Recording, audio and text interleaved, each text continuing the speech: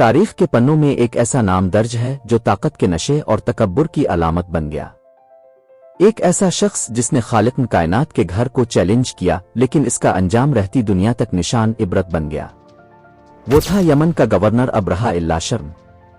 لیکن کیا ابرہہ صرف ایک تاریخی کردار تھا؟ آج کے دور میں بھی کچھ ایسے چہرے ہیں جنہیں جدید دور کا ابرہہ کہا جا سکتا ہے۔ ابرہہ کوئی پیدائشی بادشاہ نہیں تھا، بلکہ یمن میں حبشہ کی فوج کا ایک طاقتور اور باغی جرنیل تھا۔ اس نے مکہ کی مرکزیت کو ختم کرنے کے لیے سنا میں سونے چاندی سے لدا ایک پرتعیش کلیسا القدس تعمیر کیا۔ اس کا منصوبہ یہ تھا کہ لوگ کعبہ کو چھوڑ کر یہاں آئیں۔ لیکن جب یہ منصوبہ ناکام ہوا تو حسد کی آگ نے اسے کعبہ ڈھانے پر مجبور کر دیا۔ 60,000 کا لشکر اور 13 عظیم الشان ہاتھی لے کر ابرہہ مکہ کی طرف بڑھا۔ جب وہ مکہ کے قریب پہنچا تو اس کے کارندوں نے مکہ والوں کے جانوروں پر قبضہ کر لیا، جن میں حضرت محمد کے دادا حضرت عبد المطلب کے اونٹ بھی شامل تھے۔ جب عبد المطلب اپنے اونٹ واپس مانگنے گئے تو ابرہہ حیران ہوا کہ اب کعبہ کی فکر چھوڑ کر اونٹوں کی بات کر رہے ہیں۔ تب عبد المطلب نے وہ تاریخی الفاظ کہے جو آج بھی فضاؤں میں گونجتے ہیں: میں ان اونٹوں کا مالک ہوں، اس لیے ان کی حفاظت کی فکر کر رہا ہوں، اور اس گھر کعبہ کا بھی ایک مالک ہے جو خود اس کی حفاظت کرے گا۔ اگلی صبح جیسے ہی حملے کا حکم ہوا، ابرہہ کا خاص ہاتھی محمود وہیں بیٹھ گیا اور کعبہ کی طرف بڑھنے سے انکار کر دیا۔ اسی لمحے آسمان پر پرندوں کے جھنڈ یعنی ابابیل نمودار ہوئے، جن کی چونچوں میں چھوٹے چھوٹے کنکر تھے۔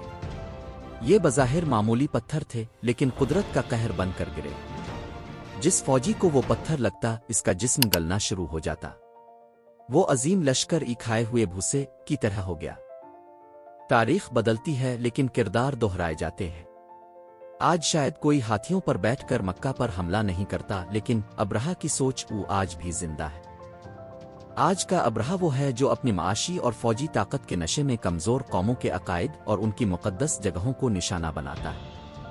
جدید ابرہہ صرف زمین پر قبضہ نہیں کرتا، وہ نظریاتی حملہ کرتا ہے۔